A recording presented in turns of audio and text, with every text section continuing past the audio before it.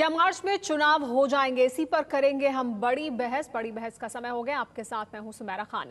UPA सरकार को आज बड़े बड़े झटके लगे हैं। डीएमके ने कहा है कि अगर संसद में विपक्ष एफडीआई के खिलाफ प्रस्ताव लाएगा तो वो उसका समर्थन करेगी। महंगाई एफडीआई को लेकर 2 सांसदों वाली बाबूलाल मरांडी की पार्टी जेवीएम ने समर्थन वापस लेने का ऐलान किया है। हालांकि आंकड़ों के लिहाज से यूपीए सरकार पर फिलहाल कोई खतरा नहीं है, लेकिन आज चुनाव की भविष्यवाणी भी की ममता बनर्जी ने।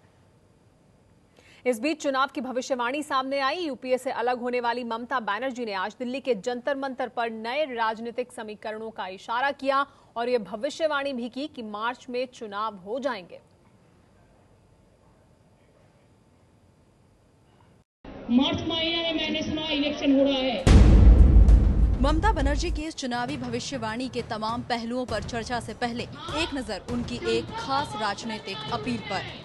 कभी भी कोई आवाज कोई जनता के लिए उठाता है तो कोई ना कोई पॉलिटिकल पार्टी को मैनेज करके ये सरकार चलाते हैं।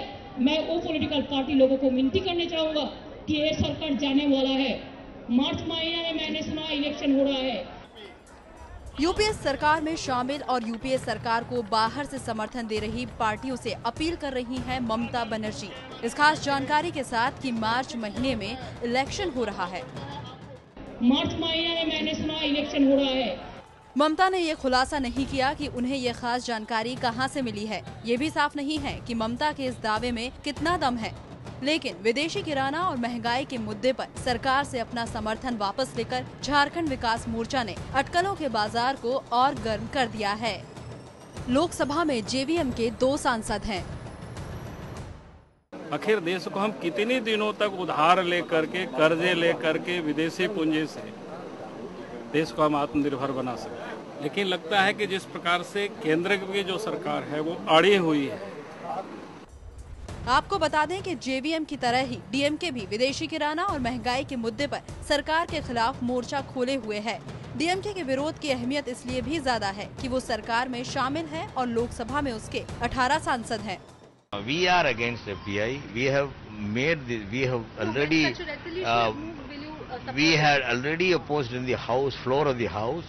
We have opposed this in the cabinet. विदेशी किराना के मुद्दे पर कोई समझौता नहीं करने की बात कर रही है डीएमके।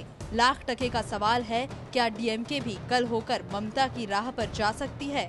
आपको बता दें कि ममता के सरकार से बाहर होने की सबसे बड़ी वजह विदेशी किराना ही है। मार्च महीने में मैंने सुना इलेक्शन हो रहा है। इसी के लिए ऐसा रुपया लेके कहता है कि हम लोग बजट अच्छा करके करेंगे तो जनता हमको माफी कर देगा। जनता कभी नहीं माफी करेगा। गलत चीज चला जाता है तो जनता माफी नहीं करते हैं।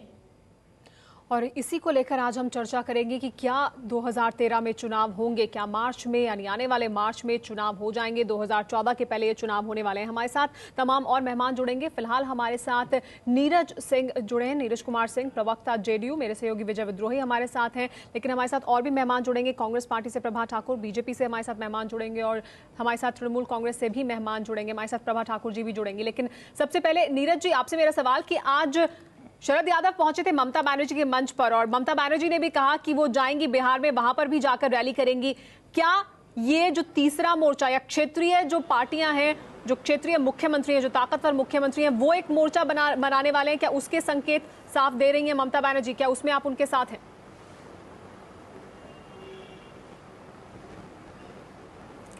देखिए, देश के अंदर एफडीआई के सवाल पर जो भारत बंद हुआ और वो स्वतः स्फूर्त बंद और जो जनता का अपार स्नेह और समर्थन मिला, वह निश्चित रूप से देश के तमाम राजनीतिक दल, यूपीए सरकार को समर्थन करने वाले दल को अगर छोड़ दिया जाए, जो अब तक के जिनकी जुबान नहीं खुल रही है, आम जनों के दबाव में निश्चित रूप से एफडीआई के सवाल पर खास कर करके पूरा जनमानस उद्वेलित है।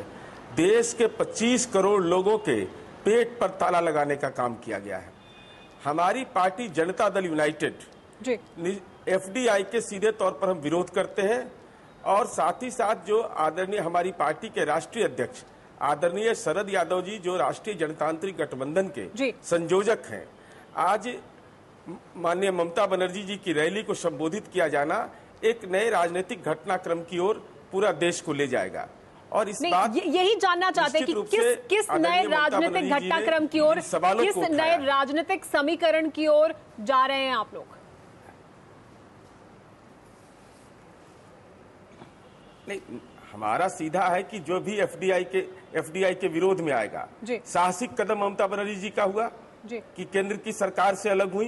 केंद्र की सरकार से अलग होने के बाद दिल्ली में आज उन्होंने प्रदर्शन किया, तो ये बढ़ते हुए कदम है। तो आप सीधा विरोधी नीतियों के खिलाफ संघर्ष का बढ़ता हुआ एक कदम है। नीरज जी, सीधा अविश्वास प्रस्ताव लाइए सरकार के खिलाफ, सरकार को गिरा दीजिए जी। इतना दाएं बाएं क्यों? नहीं, अब देखिए ना, अभी तो देखिए ना, आज ममता बनर्जी जी ने रैली की, डीएमके का विरोध हुआ, झारखंड विकास पार्टी ने समर्थन वापस लिया।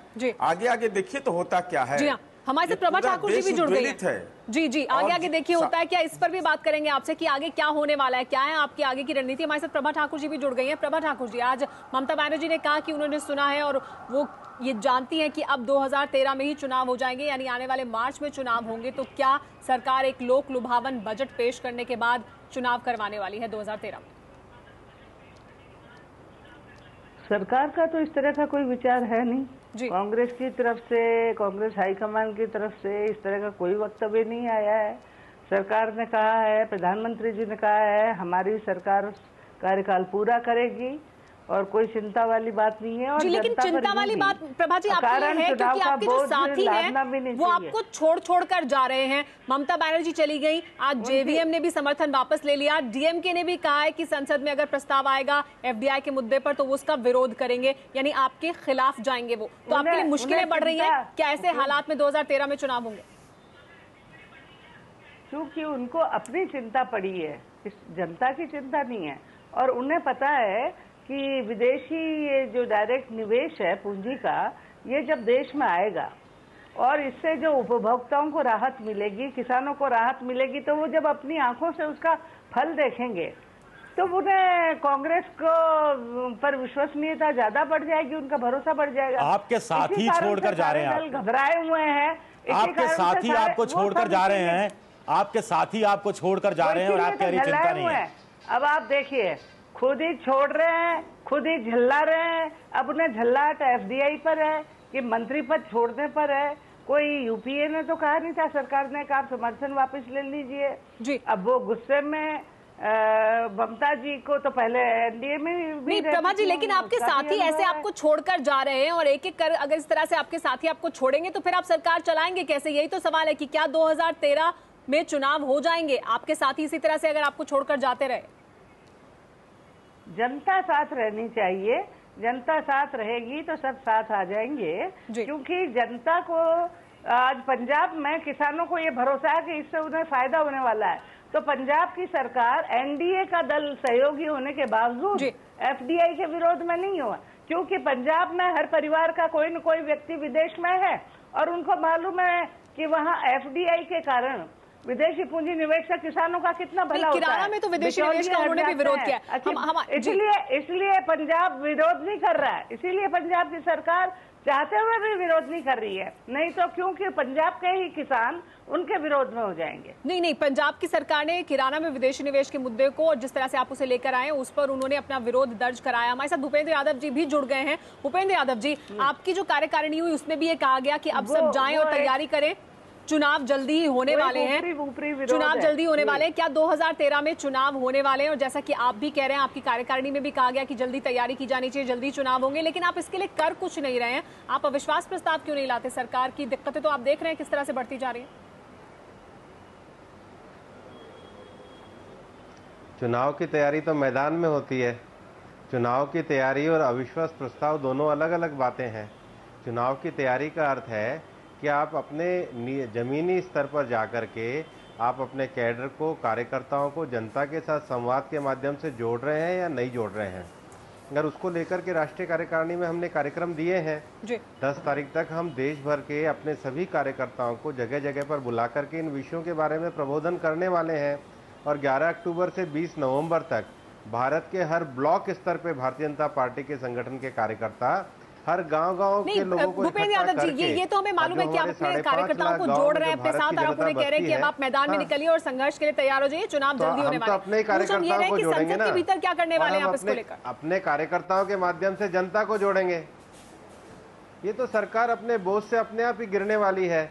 और मैं प्रभा जी को पूछने वाला हूं कि इन्होंने सहयोगी दलों की तो बात छोड़िए, अपने केरल के मुख्यमंत्री को संतुष्ट नहीं कर पा रहे। इनके केरल के जो मुख्यमंत्री एफडीआई पे कह रहे हैं वो तो इनकी केंद्र सरकार की भाषा से बिल्कुल अलग कह रहे हैं। और जहां तक पंजाब की बात अभी प्रभा ठाकुर जी कह रही हैं, पंजाब की सरकार ने तो साफ कर दिया है कि वो वर्तमान सरकार के एफडीआई का जो रिटेल में निवेश है इसके साथ नहीं है। तो प्रभा ठाकुर जी अब कौन से किसानों की बात कर रही हैं? भूपेंद्र यादव जी, आपसे विजय विद्रोही एक सवाल पूछना चाहते हैं। भूपेंद्र यादव जी, मैं आपके चैनल के माध्यम से स्पष्ट करना चाहता हूँ, एफडीआई रिटेल का विरोध है के लिए वो खाली मुंह दिखाने का विरोध है। असल में विरोध वहाँ है नहीं, न सरकार कर रही है न जनता कर रही है, क्योंकि जब जनता कम से कम ममता बनर्जी देखिए, एंड ये मुंह दिखाने और मुंह छुपाने की कोई बात नहीं होती है प्रभा जी। राजनीति तो सीधे सीधे जनता के सामने अपनी अभिव्यक्ति करने से समर्थन वापस ले रही थी, उस समय भी यही तर्क दे रही थी कांग्रेस के नेता, यही तर्क दे रहे थे। एक दिखावे के लिए कह रहे हैं। नहीं तो दिखावे के लिए क्यों कह रहे हैं वो? ऐसे आप ही कह रहे हैं कि मतलब जो विरोध कर रहे हैं वो सिर्फ दिखावा है के लिए कह रहे हैं। उन्होंने एक नीति के संबंध में अपना मंतव्य व्यक्त किया है। नहीं तो ऐसी विरोध की रैलियां निकलती, कोई प्रदर्शन होते, कोई ऐसा घटनाक्रम होता है, ऐसा कोई जज्बा पंजाब में नहीं है। और अकाली दल को आपने तोड़ लिया नहीं है।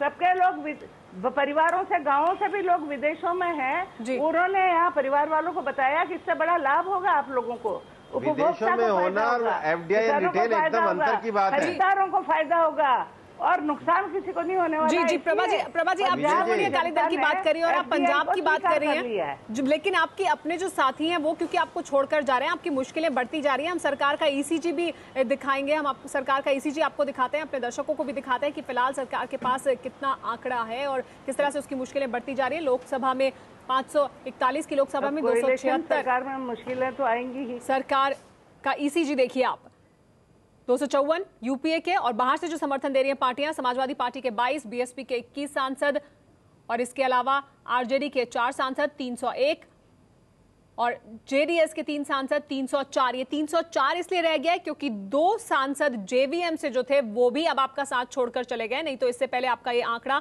306 तक पहुंच रहा था। लेकिन अब जो आपका आंकड़ा है वो 304 तक पहुंच रहा है क्योंकि जो जेवीएम के 2 सांसद थे वो भी आपका साथ छोड़कर चले गए हैं तृणमूल कांग्रेस के बाद। अब पूरी तरह से जो आपकी सरकार टिकी हुई है वो बाहरी समर्थन पर टिकी हुई है। ये जो पार्टियां समर्थन दे रही हैं वो सब बाहर से समर्थन दे रही हैं। प्रभा जी, आपके लिए मुश्किलें बढ़ रही हैं, ऐसे हालात में ये सरकार कब तक चलेगी?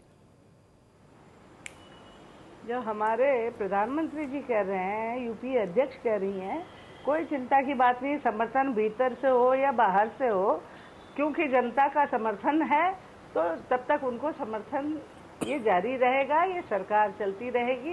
कोई चुनाव नहीं आने वाले हैं और जनता पर इस तरह बीच में चुनाव थोपना भी नहीं चाहिए, क्योंकि हजारों करोड़ रुपया अनावश्यक बर्बाद होता है जनता का। जनता लाइन में लग कर के लोगों को चुन के लाती है, तो उन पर बिना कारण से चुनाव थोपे जाने की कोई वजह भी नहीं है।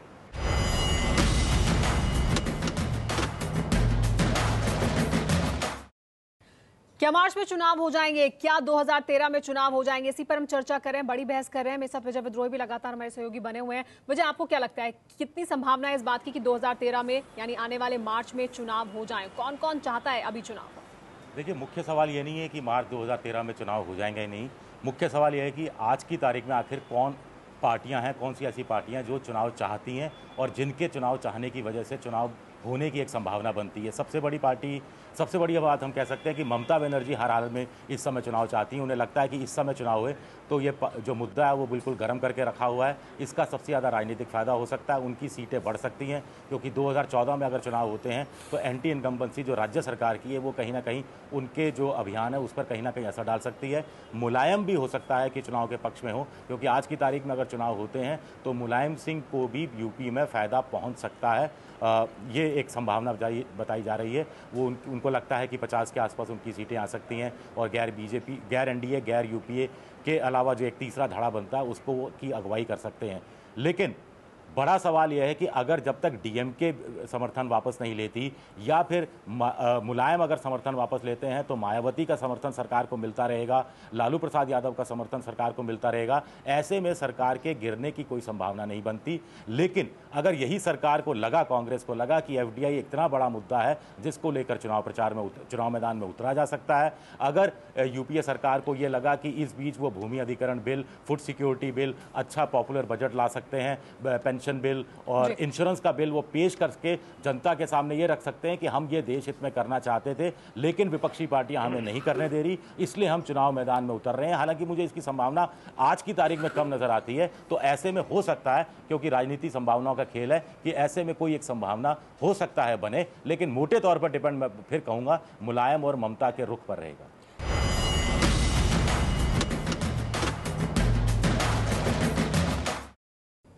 क्या मार्च में चुनाव हो जाएंगे, ये बात आज ममता बनर्जी ने कही। उनका जो विरोध प्रदर्शन था जंतर मंतर पर, उसके दौरान, इसी पर हम चर्चा कर रहे हैं। भूपेंद्र यादव जी, अब ममता बनर्जी ने गेंद क्या आपके पाले में डाल दी, क्योंकि उन्होंने आज कहा कि अविश्वास प्रस्ताव वो ला सकती हैं, यानी उनको आप आगे करेंगे, वो अविश्वास प्रस्ताव लाएंगी, वो श्रेय ले लेंगी और आपके लिए भी आसान, वो तमाम पार्टियां भी साथ आ जाएंगी जो धर्मनिरपेक्षता के नाम पर आपसे दूर रहती हैं।